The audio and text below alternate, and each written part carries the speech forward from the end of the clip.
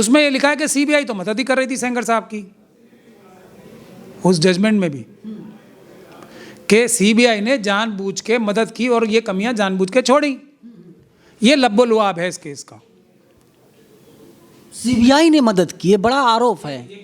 हाँ, क्योंकि मैंने कागज नहीं देखा तभी मैं बोल रहा हूँ, ये आरोप आपका। को ये कह रहा हूँ, ये इस जजमेंट में भी लिखा हुआ है और ये बात हमने सबसे मुखरता से हाईलाइट भी की थी। जब ये मिले हुए हैं, ये वो व्यक्ति हैं जिन्होंने पुलिस द्वारा इस बच्ची के पिता को मरवा दिया कि वो शिकायत ना करे, झूठे केस में भी फंसवा दिया। तो सीबीआई क्या चीज़ है? ये मेरी फाइंडिंग नहीं है, ये मैं बोल रहा हूँ, लेकिन फाइंडिंग तो ट्रायल कोर्ट की है ये, कि आईओ साहब मिले हुए थे। अदालत ने ये माना इस जजमेंट का, ये जो क्रिटिसिज्म करना चाहिए, जिस पे मैं किताबें लिख सकता हूँ, एक किताब नहीं कई किताबें भी लिख सकता हूँ, कि किस प्रकार से ये जजमेंट ऐसी है जिसको किसी कोर्ट को फॉलो नहीं करना चाहिए। ये एक इस तरह की नज़ीर तो है कि ये काम, ये बेल देते टाइम या सस्पेंशन ऑफ सेंटेंस देते टाइम ये कार्य नहीं करने चाहिए। ये इस तरह की एक नज़ीर तो है ये। और इस जजमेंट की सबसे बड़ी क्रिटिसिज्म भी यही है कि इसमें हर वो कार्य किया गया है कि जो कि बेल देते टाइम, सस्पेंशन ऑफ सेंटेंस देते टाइम नहीं किया जाना चाहिए। ये सब केसेस फ्री करता हूँ, आप तो जानते हो इस बात को। मैं एक पैसा नहीं लेता, पैसा अपने क्लाइंट्स को देता और हूँ कि अगर किसी परेशानी में हो, किसी वल्चर के हाथ मत लग जाना, मुझसे लो। मैं क्यों पैसे लूँगा? मैं बाबा साहब का सिपाही नहीं रहूँगा जिस दिन मैं ऐसे लोगों से पैसे लेने लगूंगा। उन्नाव केस की घटना आप सबको पता चल गई होगी। जो आरोपी कुलदीप सिंह सेंगर है उसको जमानत दे दी गई है, लेकिन कहा जा रहा है कि अभी भी वो जेल में ही बंद रहेगा। पीड़िता के जो वकील हैं महमूद प्राचा मेरे साथ मौजूद हैं कि आखिर पूरा कैसे क्या हुआ, अदालत में क्या कुछ हुआ, जज ने क्या कहा, जो आरोपी पक्ष दूसरा पक्ष है उसके वकील ने क्या कुछ कहा। सर आप डिटेल में बताइए कि अदालत ने क्या कुछ कहा, आपने क्या कुछ कहा, उधर से क्या कुछ कहा गया। देखिए, जब ये केस हमारे पास आया तो पूरी तरीके से ख़राब हो चुका था, वो कोई नई बात नहीं है। आप हाथरस की बच्ची का केस देख लीजिए या कोई भी देख लीजिए, शुरू में जो एक पब्लिक मीडिया हाइप होता है उसकी वजह से सारे के सारे लोग जो पब्लिसिटी चाहते हैं भाग के पहुंच जाते हैं और वो हाईजैक कर लेते हैं पीड़ितों को। विक्टिम टूरिज्म शुरू हो जाता है, कुछ दिन रहता है, 7-8 दिन, महीना, उसके बाद जब जनता का ध्यान हट जाता है उसके बाद वो सब गायब हो जाते हैं। एक तरफ पीड़िता और उसके परिवार रह जाते हैं, पीड़ित परिवार रह जाते हैं, और दूसरी तरफ पूरा जो सिस्टम और जो ख़तरनाक लोगों का जो गिरोह होता है वो उनके ऊपर टूट पड़ता है। हाथरस में भी यही हो रहा है, इसमें भी यही हो रहा है। अब इस केस में भी यही हुआ। पता नहीं ये किस प्रकार से क्या सुन के मेरे पास आ गए। जब सब शुरू में तो कोई भी बड़े से बड़ा वकील जो नाम निहात वकील होता है, वो वकील हैं या जो भी हैं, वो पहुंच जाते हैं ना, क्योंकि पब्लिसिटी मिलनी होती है। बहुत सारे लोग दूसरे भी पहुंच जाते हैं जो अपने एनजीओज़ का प्रमोशन करना चाहते हैं, वो लग जाते हैं, अपने बैनर्स लगा देते हैं पीछे। मुद्दा उनका वो होता है कि मैं हूँ पीड़ित, चाहे कुछ भी हो, मैं पीड़िता का लड़ाई लड़ रहा हूँ। ये एक हमारे देश में और पूरी दुनिया में बहुत बड़ा एक तरीके से काम हो रहा है। तो अब इस केस में जो सामने से बहस की गई वो ये थी कि सीबीआई ने ये गलती की, सीबीआई ने ये गलती की, सीबीआई ने ये गलती की, सीबीआई ने ये गलती की। गलतियां ही गलतियों का अंबार है जो सीबीआई ने गलती की। ये काम ठीक से नहीं किया, वो काम ठीक से नहीं किया, इसलिए हमें बाहर छोड़ दो जमानत पे। अब हमने जो बोला वो ये बोला कि ये इतनी सारी गलतियां जो हुई हैं, ये ट्रायल कोर्ट की जो जजमेंट है उसको तो एक बार पढ़ लिया जाए। उसमें ये लिखा है कि सीबीआई तो मदद ही कर रही थी सेंगर साहब की, उस जजमेंट में भी, कि सीबीआई ने जानबूझ के मदद की और ये कमियां जानबूझ के छोड़ी। ये लब्बो लुआब है इस केस का। सीबीआई ने मदद की, ये बड़ा आरोप है। हाँ, क्योंकि मैंने कागज नहीं देखा तभी मैं बोल रहा हूँ, ये आरोप आपका। को ये कह रहा हूँ, ये इस जजमेंट में भी लिखा हुआ है और ये बात हमने सबसे मुखरता से हाईलाइट भी की थी। जब ये मिले हुए हैं, ये वो व्यक्ति हैं जिन्होंने पुलिस द्वारा इस बच्ची के पिता को मरवा दिया कि वो शिकायत ना करे, झूठे केस में भी फंसवा दिया। तो सीबीआई क्या चीज़ है? ये मेरी फाइंडिंग नहीं है, ये मैं बोल रहा हूँ, लेकिन फाइंडिंग तो ट्रायल कोर्ट की है ये, कि आईओ साहब मिले हुए थे। तो अब ये लब्बो-लुआब है पूरे केस का। मैं और क्या बताऊँ फैक्ट्स पे आपको।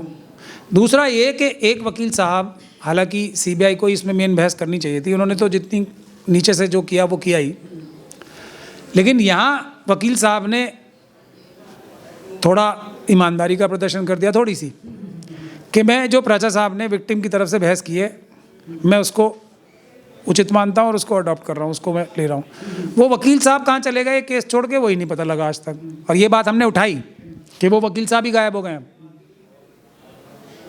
तो उसका भी कोई जिक्र नहीं है इस जजमेंट में। और क्या बताऊँ मैं आपको, अदालत ने ये माना इस जजमेंट का, ये जो क्रिटिसिज्म करना चाहिए, जिस पे मैं किताबें लिख सकता हूँ, एक किताब नहीं कई किताबें भी लिख सकता हूँ, कि किस प्रकार से ये जजमेंट ऐसी है जिसको किसी कोर्ट को फॉलो नहीं करना चाहिए। ये एक इस तरह की नज़ीर तो है कि ये काम, ये बेल देते टाइम या सस्पेंशन ऑफ सेंटेंस देते टाइम ये कार्य नहीं करने चाहिए। ये इस तरह की एक नज़ीर तो है ये। और इस जजमेंट की सबसे बड़ी क्रिटिसिज्म भी यही है कि इसमें हर वो कार्य किया गया है कि जो कि बेल देते टाइम, सस्पेंशन ऑफ सेंटेंस देते टाइम नहीं किया जाना चाहिए सुप्रीम कोर्ट के आदेशों के अनुसार। इस केस में मेरिट्स में जाया गया है जो मना है। हमारा कहना भी यही था कि आप अगर मेरिट्स पे जाना चाहते हो तो आप इसका अपील पे ही फैसला सुन लें, तो वो हमारे लिए ज़्यादा आसान रहेगा। लेकिन मेरिट्स पे गए भी और नहीं भी गई है जजमेंट। जहाँ जाने में सेंगर साहब का फ़ायदा हो रहा था वहाँ गई, जहाँ ना जाने से सेंगर साहब का फ़ायदा हो रहा था वहाँ भी ऐसा ही हुआ। ये भी एक रीज़न दिया गया क्योंकि इस पीड़िता ने एक मुद्दा नहीं उठाया निचली अदालत में और सीबीआई ने भी नहीं उठाया, तो इसलिए अब महमूद प्राचा साहब आके ये इस स्टेज पे, हाई कोर्ट की स्टेज पे वो मुद्दा ही नहीं उठा सकते। जबकि अपील जो होती है ये सेटल्ड लॉ है, एक्सटेंशन होती है ट्रायल का। पहले उन्होंने लगा रखी थी फर्दर एविडेंस की, यानी कि और गवाही लेने की दरख्वास्त, जब तक मैं नहीं था। जब मैं आ गया तो उन्होंने वो एप्लीकेशन विड्रॉ कर ली, पता नहीं क्यों। ये भी, इस पे भी वो होना चाहिए इन्वेस्टिगेशन। और करके फिर हमने लगाई कि जी इसमें फर्दर एविडेंस ले लो। इन्होंने विड्रॉ इसीलिए किया क्योंकि मैं आ गया हूँ, तो ये अब डर के मारे विड्रॉ कर रहे हैं कि कहीं और सच्चे सबूत और ना आ जाएं जो और मुश्किल बना दें। ये एक इसकी क्रिटिसिज्म है जजमेंट की। फिर मेरिट्स में तो जा ही नहीं सकते। सिर्फ ये कह के इतना बार मेरिट्स में जा सकता है कि ये जो जजमेंट है वो इतनी ख़राब है कि इसको डस्टबिन में फेंकना चाहिए। और ये बेचारा जो जेल में है, ये हमारी छोटी मोटी दया नहीं, बहुत बड़ी दया का पात्र है। इसका कैरेक्टर ऐसा है और ना इससे कोई फ़र्क पड़ेगा, इससे एक अच्छा इंप्रेशन जाएगा समाज पे भी कि ऐसे भी लोगों को छोड़ा जा सकता है। ये अगर रीजनिंग दी जाती, यही रीज़न हो सकता है बेल देने का या सस्पेंशन ऑफ सेंटेंस का, और कोई रीज़न तो हो ही नहीं सकता ना, कानून में उपलब्ध ही नहीं है। तो ये अगर है तो ये मैं फैसला जनता के ऊपर छोड़ना चाहता हूँ कि क्योंकि ओपन कोर्ट का सिस्टम जो हमारे देश में बाबा साहब ने बनाया था वो यही तो है, खुली अदालत का, कि लोग फैसले देखें और उस पर अपनी टिप्पणियाँ करें कि ये अच्छा लगा उन्हें या बुरा लगा, ये अच्छा कार्य हुआ है या बुरा कार्य हुआ। यही तो है बाबा साहब का संविधान।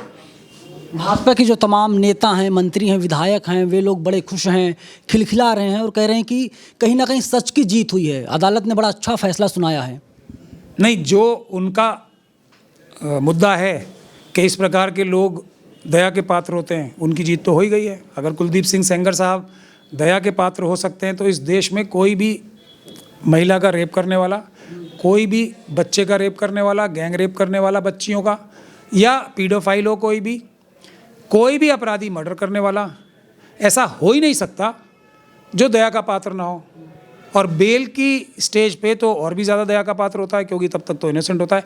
एक भी व्यक्ति, अगर कुलदीप सिंह सेंगर साहब बाहर आ सकते हैं दया की बुनियाद पे, तो एक भी व्यक्ति को, चाहे वो कुछ ने कुछ भी किया हो, वो जेल में नहीं रहना चाहिए। ये निष्कर्ष साफ तौर पे इस जजमेंट से निकाला जा सकता है। मान लिया जाए कि बिल्किस, कोई भी बच्ची, एक भी बच्ची सेफ नहीं है। अगर बच्ची के साथ कुछ हुआ है उसके लिए सबसे अच्छा ये है कि अपने पिता को बचा ले। पिता तो नहीं मारे जाएंगे, कंप्लेंट मत करे पुलिस में, उसका परिवार तो नहीं मारा जाएगा, उसका वकील तो नहीं मारा जाएगा, उसके चाचा को झूठे केस में तो नहीं फंसाया जाएगा। कम से कम उसके साथ जो हो गया वो चुपचाप घर में बैठ जाए, पुलिस में शिकायत करने की गलती ना करे, वरना उसका पिता मारा जाएगा और उसकी 2 रिश्तेदार, महिला रिश्तेदार मारी जाएंगी, वो खुद भी ऑलमोस्ट मारी जाएगी, उसके ऊपर झूठे मुकदमे बनवाए जाएंगे, उसके परिवार वालों के ऊपर झूठे मुकदमे बनाए जाएंगे और जो ये सब कार्य करेगा वो दया का पात्र फिर भी रहेगा। ये बच्ची या महिला दया का पात्र नहीं बन पाएगी। ये इस जजमेंट ने देश के सामने एक मिसाल कायम की। सीबीआई की बड़ी तारीफ हो रही है, उस पर क्या ओपिनियन है आपका? नहीं, होनी चाहिए। जो लोग कुलदीप सिंह सेंगर साहब के पास हैं, सीबीआई ने तो बचाया सारा कुछ उन्हें। अदालत से भी ज़्यादा रोल, हालांकि अदालत को जो सारी अदालतों का बाबा साहब के संविधान के अनुसार एग्जिस्टेंस है, यानी क्या उनका जो वो हैं ही इसीलिए कि वो सच की तह तक जाएं किसी भी हालत में। हालांकि कोर्ट को वो भी करना चाहिए था, लेकिन बड़ा रोल तो सरकारों ने, केंद्र और यूपी और उनके जो गैंगस्टर्स का कार्टेल है इंटरनेशनल, उन्होंने, और सीबीआई ने तो किया है बड़ा रोल। तो सीबीआई की तो तारीफ करनी चाहिए। हर कुलदीप सिंह सेंगर साहब के जो चाहने वाले हैं उनको सीबीआई की सबसे ज़्यादा तारीफ करनी चाहिए। ये तो मेरा भी मानना है, बिल्कुल करनी चाहिए। नहीं, आम जनता तारीफ कर रही है, क्योंकि सीबीआई का कहना है कि हम जाएंगे ऊपर की अदालत में, सुप्रीम कोर्ट जाएंगे और इस फैसले को हम लोग चैलेंज करेंगे। मैं तो घबरा गया ना जैसे ही उनका ये मैंने खबर पड़ी। हम लोग तो अपनी मेहनत करके तैयार कर रहे थे सुप्रीम कोर्ट में जाने की, क्योंकि अभी तो सुप्रीम कोर्ट खुलेगा ही 5 तारीख को। ये जजमेंट भी दुर्भाग्यवश इस बच्ची के और हमारे सुप्रीम कोर्ट की छुट्टियों से एक ही दिन पहले आई है। 3 महीने से ये रिजर्व थी, 3 महीने पहले इसमें सुनवाई खत्म हो गई थी। तो अब दुर्भाग्यवश ऐसा हुआ है, तो हम लोग तैयारी कर रहे थे, मेहनत कर रहे थे कि बहुत ज़्यादा इसको मजबूत बनाना पड़ेगा। सीबीआई ने शायद जिस भी वजह से ये सोचा कि हम खुद ही सुप्रीम कोर्ट ले जाएं, एक आई वॉश के तरीके से मुंह दिखाने के लिए एक बड़े से बड़ा वकील करें और बहस इस तरह करें कि ये कुलदीप सिंह सेंगर साहब को दोबारा मदद हो जाए। उससे डर रहे हैं। अब हमें तो और ज़्यादा केयरफुल, इसीलिए बच्ची को मैंने आज बुलाया यहाँ पे और उससे साइन करा के केविएट लगाई है सुप्रीम कोर्ट में। कहीं हमारे पीठ पीछे सीबीआई पेश होकर सरकारी बड़े से बड़े वकील पेश करके इस बच्ची का नुकसान ना करा दें। आप उस बच्ची से और देश के लोगों से क्या कुछ कहेंगे कि अब जमानत मिल गई है और बाहर वो आरोपी आ जाएगा, कुलदीप सेंगर खुले हवा में सांस लेगा? हालांकि ऐसा माना नहीं जा रहा, क्योंकि दूसरा केस जो है उसकी सज़ा भी कुलदीप सिंह सेंगर जो हैं वो काटेंगे। नहीं, उसमें तो और आसानी से हो जानी चाहिए बेल। इसके बाद ये तो 2 जजों का फैसला है ना, एक जज का फैसला तो आराम से 2 जजों का फैसला कोई फॉलो करेगा ना। समस्या इतनी भयावह है। उस केस में हमने एप्लीकेशन लगा रखी है ऑलरेडी कि उस केस में तो मृत्युदंड मिलना चाहिए, वो भी सीबीआई ने नहीं मांगा। जिस केस में मृत्युदंड मिलना चाहिए था, सीबीआई ने पूरी मदद करके वो केस खराब करके सिर्फ 10 साल की सज़ा दिलवाई है। लेकिन सुबह से मैं देख रहा हूँ कि टीवी और अखबार में लगातार खबरें चलाई जा रही हैं कि सीबीआई अपना काम ईमानदारी से कर रही है और देश को भरोसा होता है कि सीबीआई जो है एक आज़ाद एजेंसी है, पूरी आज़ादी के साथ जो है वो जांच पड़ताल करती है और सच को बाहर तक लाती है। अब मैं तो इसी केस के बारे में बता सकता हूँ, हाथरस के केस के बारे में बता सकता हूँ कि सीबीआई ने किस प्रकार की इन्वेस्टिगेशन की है। 2 केस का एग्जाम्पल तो मैं आपके सामने ही दे सकता हूँ। खुलेआम ये कोशिश की गई है कि जो मुलजिम है उनकी मदद की जाए, खुलेआम। और ये तो इसमें फाइंडिंग है ना, इस केस में तो अदालत की फाइंडिंग है, आज तक भी वो फाइंडिंग है, उसको ख़त्म नहीं किया गया। हालांकि सीबीआई ने एप्लीकेशन लगा रखी है कि इस टिप्पणी को हटा दिया जाए, ये जो जज के वकील सीबीआई के खिलाफ है। इस केस में अगर सीबीआई ऐसा कर सकती है, इस केस में जज के अनुसार फैसला है, तो कितनी ईमानदारी से सीबीआई में काम हो रहा है। वो केज्ड पैरेट बोला था ना शायद सीबीआई को, सुप्रीम कोर्ट के जज साहब ने, किसी ने बोला था ना, केज्ड पैरेट तो बहुत ताकतवर होता है, वो भी नहीं है, कुछ नहीं है सीबीआई। 2025 खत्म होने को है, 2027 में विधानसभा का चुनाव है, उससे कोई ताल्लुकात है क्या कुलदीप सिंह सेंगर का? ये निष्कर्ष तो अब जनता निकाले ना।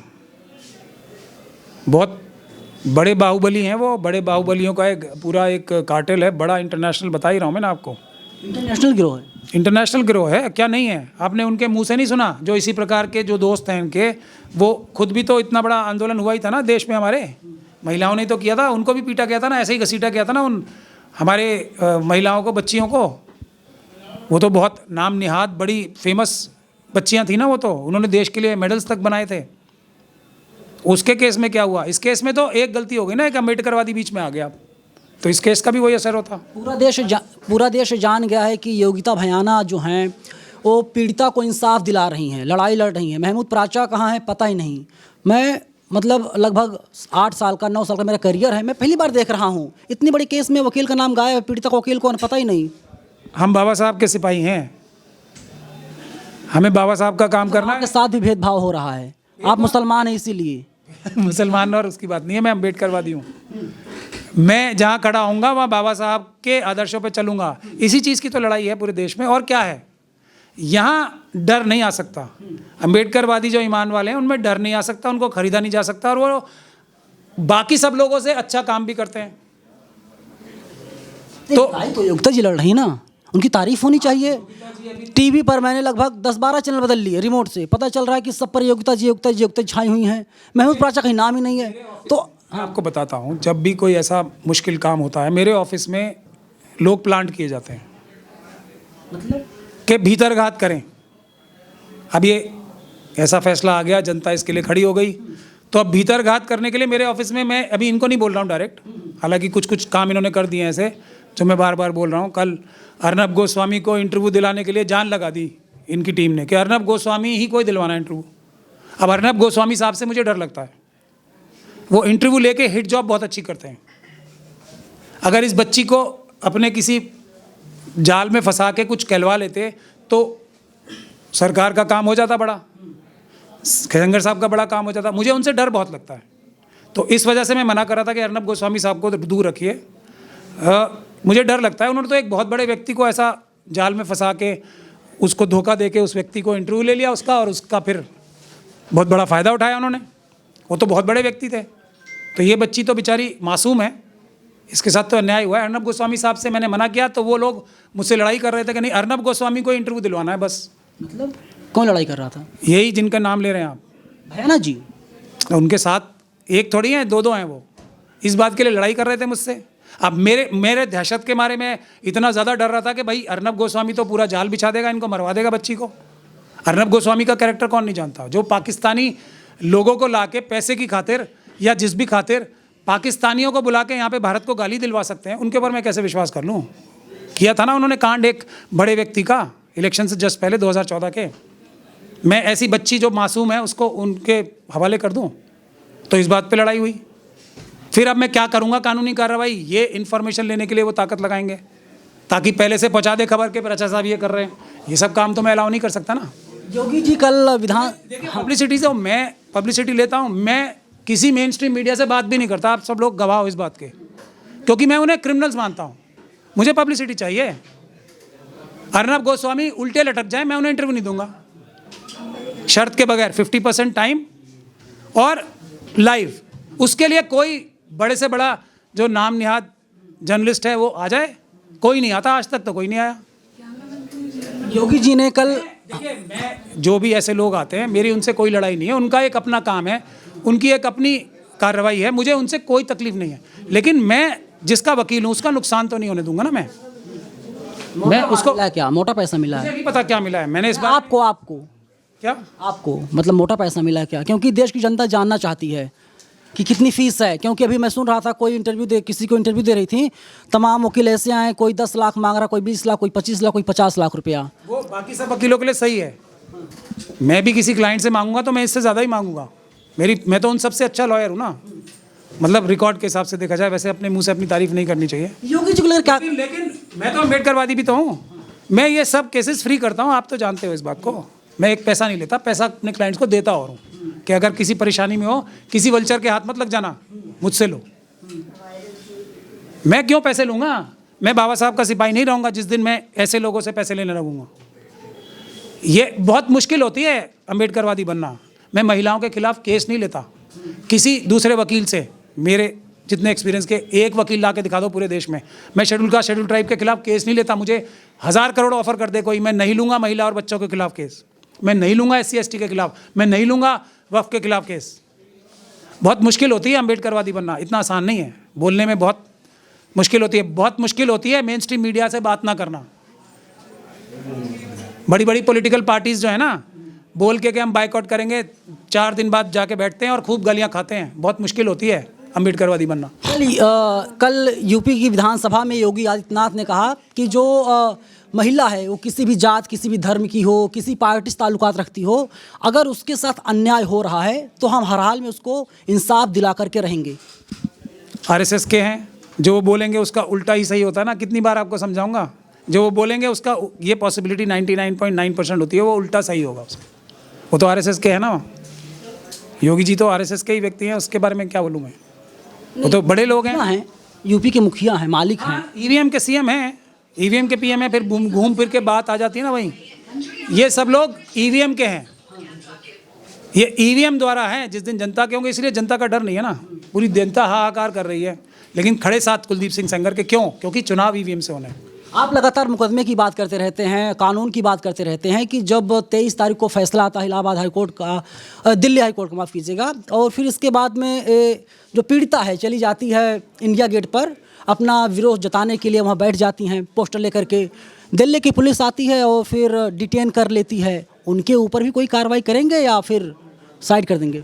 देखिए, समस्याएं इतनी ज़्यादा हैं कि एक एक करके ही सब काम करेंगे ना, करेंगे, सब करेंगे, लेकिन हमारा हाथ अकेला है, हमारा ऑफिस छोटा है, दुश्मन बहुत ज़्यादा, लेकिन करेंगे सब काम, ये वादा है। बड़े वकील को बुला लीजिए। देखिए चंद्रशेखर जी हैं, उधर हैदराबाद वाले ओवैसी साहब हैं। ये काम अम्बेडकरवादियों को ही करने दो। आप क्यों बड़े लोगों को तंग कर रहे हो? आप छोड़ दो उन्हें, हम छोटे लोगों को ही करने दो। हम छोटे सिपाही बहुत हैं अम्बेडकरवादी।